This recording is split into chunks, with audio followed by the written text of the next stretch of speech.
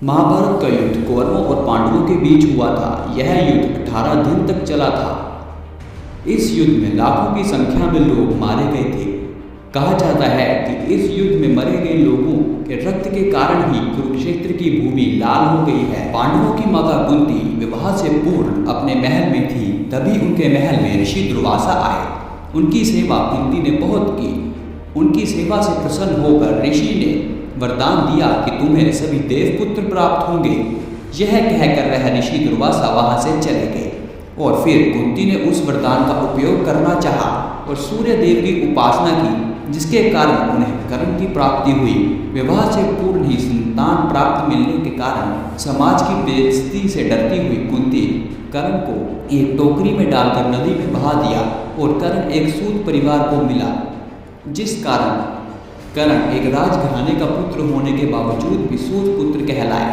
कुंती का विवाह पांडु से हुआ, जिस कारण उन्हें युधिष्ठिर, भीम और अर्जुन 3 महाबली संतान मिली और पांडु की दूसरी पत्नी माद्री से उन्हें नकुल और सहदेव की प्राप्ति हुई। पांडु के छोटे भाई धृतराष्ट्र का विवाह गांधारी से हुआ और व्यास जी के कारण उन्हें 100 पुत्र प्राप्त हुए और उनके 100 पुत्रों में से सबसे बड़े भाई दुर्योधन थे और हस्तिनापुर के सबसे बड़े और बुजुर्ग ताकतवर योद्धा थे भीष्म पितामह, जिनका कहना पांडु और धृतराष्ट्र दोनों ही माना करते थे। पांडु की मौत के बाद राज सिंहासन के वारिस उनके छोटे अंधे भाई धृतराष्ट्र को मिला। कौरवों और पांडवों को शिक्षा गुरु द्रोणाचार्य ने दी थी। द्रोण के सबसे चहेते योद्धा थे अर्जुन। गुरु द्रोण अर्जुन को दुनिया का सबसे ताकतवर योद्धा बनाना चाहते थे। जब उनकी शिक्षा पूरी हुई तो कौरवों और पांडवों के बीच युद्ध अभ्यास हुआ। भीमसेन से दुर्योधन टकराए और अर्जुन, जो कि एक धनुर्धर थे, उनका मुकाबला करने के लिए कोई नहीं था, जिस कारण गुरु द्रोण ने ऐलान कर दिया कि अर्जुन दुनिया का सबसे ताकतवर धनुर्धर है। पर उतने में ही प्रजा से एक हाथ उठा और वो हाथ था कुंती पुत्र कर्ण का। कर्ण जिसने बचपन से ही कवच मिला था, जिसमें दुनिया के समस्त हथियार भी भेद नहीं सकते थे, और कर्ण ने अर्जुन से युद्ध करने की चुनौती दी, पर अर्जुन ने एक सूत पुत्र से युद्ध करने के लिए मना कर दिया। तभी दुर्योधन, जो कि कर्ण की शक्ति से वाकिफ थे, उन्होंने अपनी चाल चली और अंग देश का राजा कर्ण को बना दिया, जिस कारण कर्ण एक सूत पुत्र होने के बावजूद भी राजा बन गए। कर्ण ने दुर्योधन की यह उदारता देख उसी क्षण कसम खा ली कि वो मरते दम तक दुर्योधन का साथ कभी नहीं छोड़ेंगे। आदराज सभा में भीष्म पितामह ने ऐलान किया कि आज हस्तिनापुर के राजा पांडवों के सबसे बड़े भाई युधिष्ठिर होंगे। युधिष्ठिर को राजा बनते देख गांधारी के भाई और कौरवों के मामा शकुनि को हजम नहीं हुआ और उन्होंने अपनी चाल चली और कुछ अपने सैनिकों को पांडवों के शिविर में भेजा, जहाँ पर पांडवों और उनकी माता कुंती विश्राम कर रही थी। उन्होंने उनके शिविर को आग लगाने का उद्देश्य किया, पर विदुर जी के कारण भीम को यह चाल समझ आ गई और उन्होंने सैनिकों को पकड़ लिया और मृत्यु दंड देकर राजमहल को आग लगा दी और गुप्त रास्ते से हस्तिनापुर से बाहर निकल गए और जंगल में जाकर छुप छुप कर रहने लगे। जंगल में भीमसेन का विवाह एक राक्षसी हडिम्बा से हुआ, जिस कारण उन्हें घटोत्कच नाम की संतान प्राप्त हुई। अगले ही दिन दुर्योधन ने हस्तिनापुर में ऐलान कर दिया कि पांडव मारे गए हैं और आज से हस्तिनापुर का युवराज दुर्योधन है। इस बात को 5 साल बीत गए और इसी बीच राजा द्रुपद ने अपनी बेटी द्रौपदी का स्वयंवर रचाया, जिसमें दुर्योधन असफल हुए, जिस कारण उनका मजाक बना।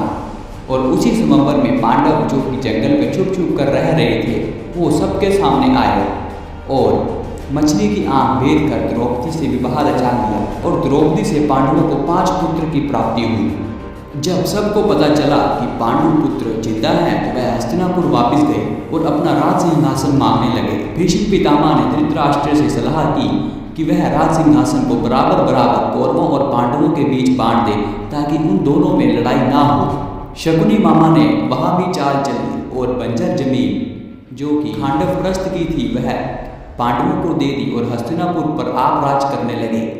पर पांडवों ने इंद्रदेव की तपस्या की और विश्वकर्मा जी की मदद से बंजर जमीन को उपजाऊ बना दिया और वहां अपना महल बनाकर वहां रहने लगे और फिर उन्होंने खांडवप्रस्थ का नाम इंद्रप्रस्थ कर दिया।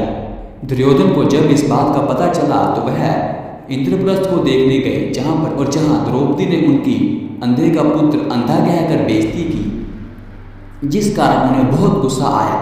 दुर्योधन के पतले की आग तो तब जली जब कृष्ण ने अपनी बहन सुभद्रा का विवाह दुर्योधन की जगह अर्जुन से करा दिया। अर्जुन और सुभद्रा के मेल से अभिमन्यु नाम की संतान पैदा हुई, जिसका लालन पोषण कृष्ण ने किया और उन्हें युद्ध कला भी श्री कृष्ण ने ही सिखाई। दुर्योधन पांडवों और द्रौपदी से बदला लेना चाहते थे, जिस कारण शकुनी मामा और दुर्योधन ने युधिष्ठिर समेत पांडवों को जुआ खेलने के लिए बुलाया। जुए में कौरव जीत गए और पांडव अपना राज सिंहासन हार गए। राज वापस लेने के लिए पांडवों ने द्रौपदी को दांव पर लगा दिया और वह द्रौपदी को भी हार गए। भरी सभा में दुर्योधन और दुशासन ने द्रौपदी के वस्त्र हरण करने की कोशिश की, पर श्री कृष्ण ने द्रौपदी की इज्जत बचा ली और द्रौपदी ने समस्त सभा के सामने प्रण लिया कि जब तक वह दुशासन के रक्त से अपने बाल नहीं धो लेगी तब तक वह अपने बाल नहीं बांधेगी। पांडवों को कौरव ने दंड दे दिया। इस दंड में उन्हें 13 साल का वनवास और 1 साल का अज्ञातवास मिल गया, जिसे उन्हें स्वीकार करना ही पड़ा। वनवास के दौरान पांडव कौरवों से बदला लेने के लिए रणनीति बनाने लगे और अपनी युद्ध कला को बढ़ाने लगे। युद्ध कला बढ़ाने में उनकी मदद श्री हनुमान जी और शिव जी ने की। वनवास और अज्ञातवास भोगने के बाद वो जब वापस हस्तिनापुर अपना राज सिंहासन लेने गए तो दुर्योधन ने राज वापस करने से मना कर दिया और तभी पांडवों के दूत श्री कृष्ण ने युद्ध का ऐलान कर दिया। समस्त हस्तिनापुर 2 गुटों में बंट गया। एक पांडु पुत्र के गुट था और दूसरा कौरवों का गुट था। पांडवों के साथ कई राजा थे जिनकी मदद पांडवों के पिता पांडु ने की थी और कौरवों के साथ भीष्म पितामह, गुरु द्रोणाचार्य, अंगराज कर्ण और अश्वत्थामा जैसे महाबली योद्धा थे।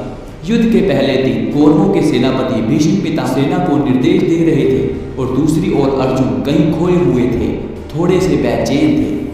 कृष्ण के पूछने पर उन्होंने जवाब दिया कि उनके सामने खड़े दुश्मन उनके दुश्मन नहीं हैं, बल्कि उन्हीं के ही भाई और सगे संबंधी हैं। वह उनके खिलाफ हथियार कैसे उठा सकते हैं। तब श्री कृष्ण ने उनका नेतृत्व किया। उन्होंने अपने इन विकराट रूप के दर्शन करवाए। उन्हें वह ज्ञान दिया जिसे आज हम गीता ज्ञान के नाम से जानते हैं। वही गीता ज्ञान जो अर्जुन के पास था और कौरवों के पास नहीं था, जिस कारण कौरवों की हार हुई और पांडवों की जीत। क्या आप जानना चाहते हैं कि वह ज्ञान कौन सा ज्ञान था? तो मैं आपको बता दूं, वह ज्ञान था धर्म और अधर्म का ज्ञान, अच्छाई और बुराई का ज्ञान, सच और झूठ का ज्ञान। गीता ज्ञान प्राप्त कर अर्जुन ने शस्त्र उठाए और युद्ध शुरू हो गया। 18 दिन तक चले इस घमासान युद्ध के 9 दिन बीत गए थे, पर कुछ खास हासिल नहीं हुआ था। जो हुआ था वह कई सैनिकों की मौत हुई थी। युद्ध के 10वें दिन भीष्म पितामह को शिखंडी और पांडवों ने मिलकर मृत्यु के मोड़ पर लिटा दिया, मतलब उन्हें शीर्ष पर लिटा दिया। उनकी छाती को तीरों से भेद दिया। 12वें दिन कौरवों ने घटोत्कच को मारकर भीष्म पितामह की मौत का बदला लिया। 13वें दिन अर्जुन और सुभद्रा के पुत्र अभिमन्यु को मृत्यु प्राप्त हुई और मृत्यु प्राप्त करते करते भी अभिमन्यु अपना नाम एक महाबली योद्धा में दर्ज करा गए। अभिमन्यु की मौत का बदला लेने के लिए अर्जुन ने 14वें दिन जगारथ को मृत्यु दंड दिया। युद्ध के 15वें दिन गुरु द्रोणाचार्य को मृत्यु प्राप्त हुई। 16वें दिन भीम ने द्रौपदी का प्रण पूरा करने के लिए दुशासन को मारा और उसकी छाती के रक्त से द्रौपदी के बाल धोए। 17वें दिन सहदेव ने इस युद्ध के कारण यानी शकुनी मामा को मृत्यु दी। इन 17 दिन तक भीम ने कौरवों के 99 भाइयों को मार दिया था और आखिर में 18वें दिन भीम ने दुर्योधन को भी मार दिया और इसी की मौत के साथ हस्तिनापुर में पुनः धर्म राज्य शुरू हो गया था। दोस्तों, महाभारत एक बहुत बड़ा काव्य है। इसमें 1,10,000 श्लोक हैं। यह एक छोटी सी स्टोरी है जिसे आप अपने बच्चों, अपने भाई बहन, अपने सगे संबंधियों को शेयर कर सकते हैं, जिस कारण वह भी जान सके कि महाभारत का युद्ध क्या हुआ था और किस कारण हुआ था।